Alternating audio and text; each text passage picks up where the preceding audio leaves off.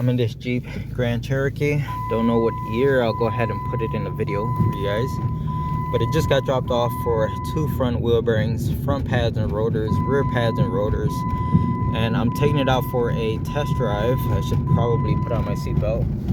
Man, that's weird. I can't put the seatbelt on. It won't let me. Guys, I am trying. Oh, there it goes. And it's still freaking beeping. I guess it doesn't work. Anyway, so I didn't diagnose this car. I just talked to the owner over the phone, and she wants to go ahead and put 2 front wheel bearings. I don't know if you guys can hear that. And that seatbelt just popped right off. So to me, it does sound like a front wheel bearing, specifically the front left. But like I said, she wants to get both front wheel bearings done. It looks like I was correct on thinking that the front left wheel bearing is bad. I can feel play left to right, up and down. It's definitely the front left. Now that I got the wheel off, I can see that this boot is torn on the outer tie rod, and there's a little bit of play in it as well. You can see it looks pretty rusty and crusty, so this thing's been on here for a while. It's gonna have to go on the list of things that need to get done. This right here doesn't look too bad, so that's good to see. I'm gonna go ahead and zip off this nut.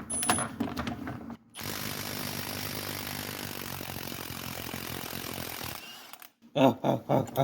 Love it.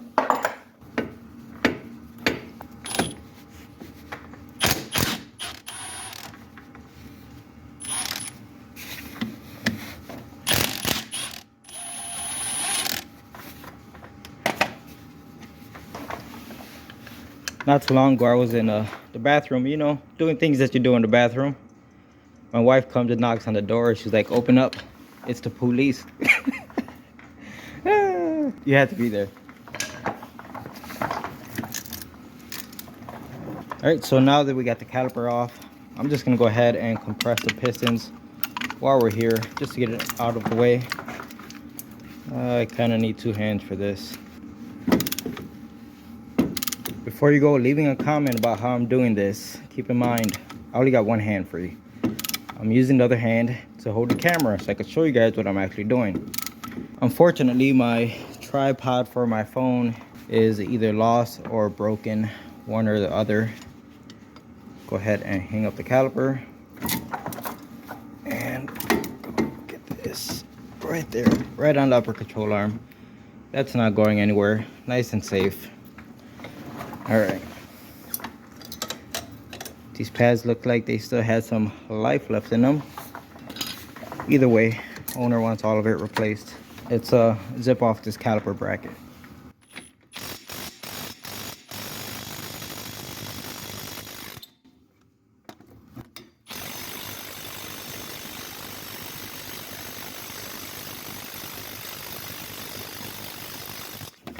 We need more power. Get to the chopper. All right, let me get the big boy Milwaukee gun. Let's see if that'll cut it.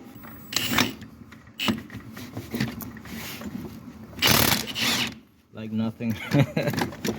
That's always funny. Clearly this rotor has some age. You can see the amount of rust inside of here building up. So it's a pretty good call on the owner to want to change the brakes while we're in here. Here's the hub of the wheel bearing. You can see how nasty and rusty all of this looks. So this thing has also been on here for quite some time. Before I actually go ahead and pull off this wheel bearing, let's grab the new parts. Make sure we have the correct parts before we go any further. I know, classic rookie mistake. Trust me guys, I've gotten burned like that before, where I started taking crap apart and then decide to check the parts and realize we got the wrong part. So let me go ahead and get the parts. It's a good thing I decided to check the parts because we got the correct parts. The owner went ahead and ordered all these parts off of Rock Auto. It's not really the parts I would have chosen when I'm ordering parts, but you know, at least you got the correct parts and everything seems to match up. So let's go ahead and get this wheel. You know what, I'm getting hot. I got 2 layers on here. Let me take this off because I actually got my heater set up. See right here. For a while I was trying to figure out where to put it, and there was really no good place to vent the exhaust, which gets really hot. So I actually got it going out the window where you can see the pipe right there. Now I do have to insulate that wood because of course that pipe gets real hot and it's just touching wood, and you can see the pipe down here was actually touching the workbench, and it started to burn the wood, which I don't care about the workbench, but it's just not safe. So I ended up putting this steel plate underneath it as a temporary fix. I don't want to use this plate here permanently because I need that plate, but I'm thinking of just doing something similar like that, and it'll be fine. Right now it's running, nice hot air blowing out this thing, and I'm starting to get toasty in here. So in case anyone's wondering, this thing runs off of diesel fuel, so you just add diesel into the tank, and its power source is a car battery. So as you can see, I got it wired up right here. So that's it. Pretty simple setup, and it's more than enough to heat up this garage. It would work even better if the garage were insulated, but beggars can't be choosers, right? So let's get back to the car. One thing I noticed is that the new wheel bearing came with a new axle nut, which is pretty sweet, and 3 new bolts to hold the wheel bearing in place. You can see they already have thread locker on them, so that's good. We can just go ahead and pound this bad boy out. I've got the Astro flex head connected. Let's see if it'll get these out of here. Don't know if it will with this extension.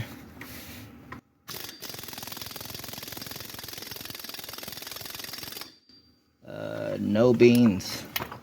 Let's see if I could get rid of the extension.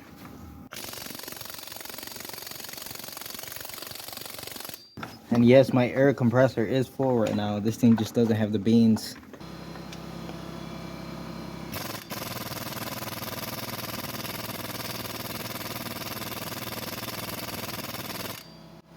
Not gonna happen.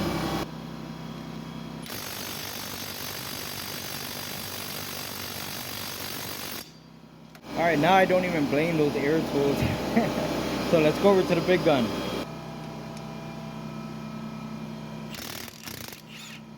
Like butter.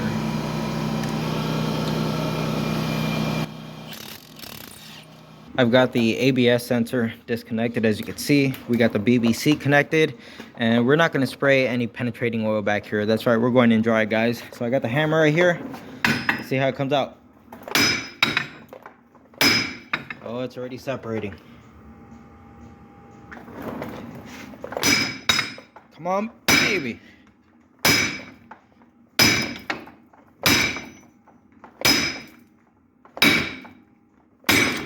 Oh yeah.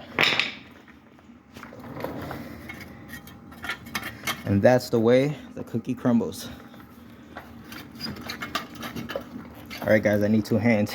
So that's not really much of a backing plate at this point, but I think it still needs to be there because it spaces out the wheel bearing appropriately. So what I think I'm going to do is get some side cutters and just cut off all this crap. We don't need any of this. It's clearly not doing anything. We just need the spacer for the wheel bearing. And look at all the corrosion on this crap.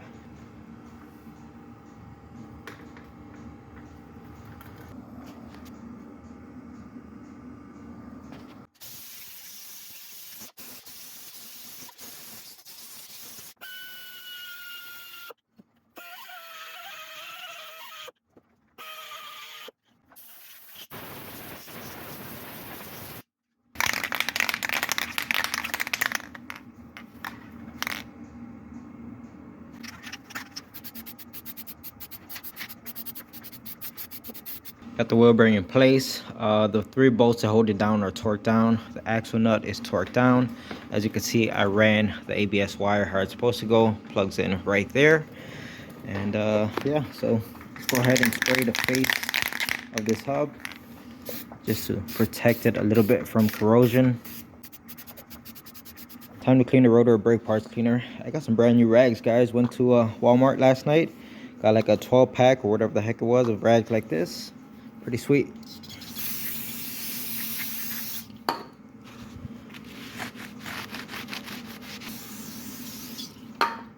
How many of you guys are gun owners? Well, since I moved to Indiana, I bought my very first gun, and she's a beauty. The new, well, since we're in 2022, the new M&P Metal 2.0. Ooh, she's a beaut. I'll show you guys some pictures of her.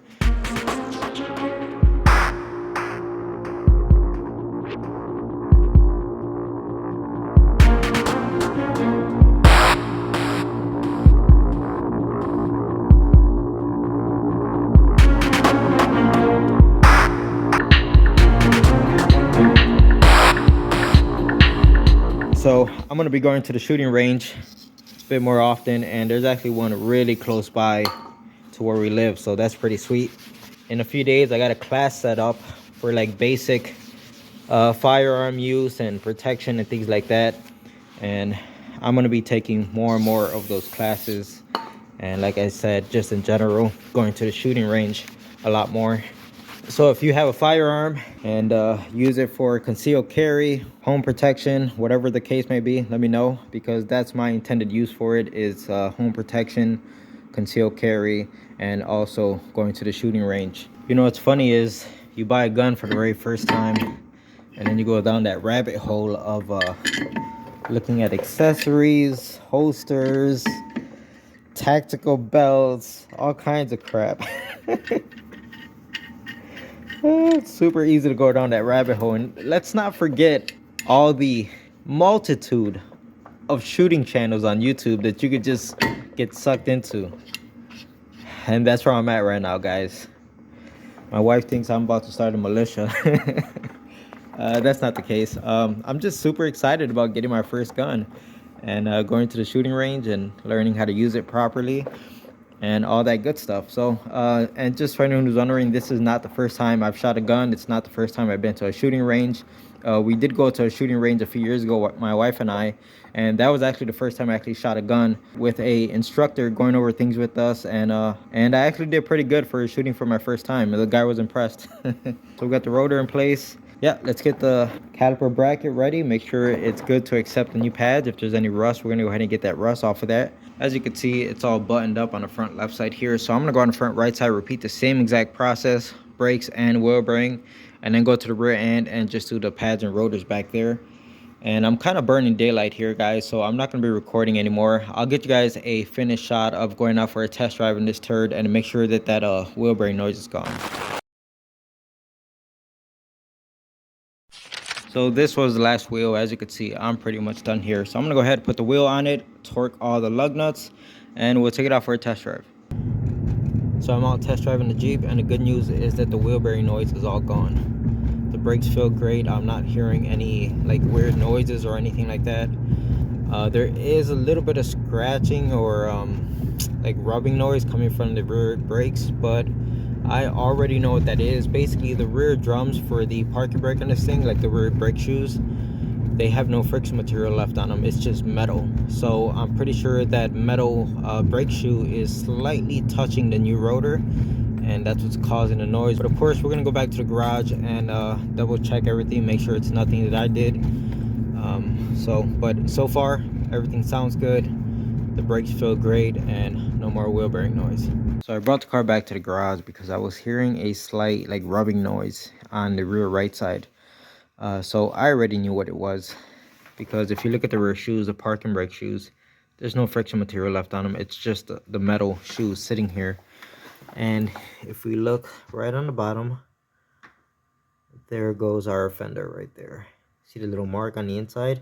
That's where it's touching the new rotor and creating that little rubbing noise that we have. You know, I could have just sent the owner down the road and said, I'll just drive it for a few days, it'll go away by itself. But I don't like that type of stuff.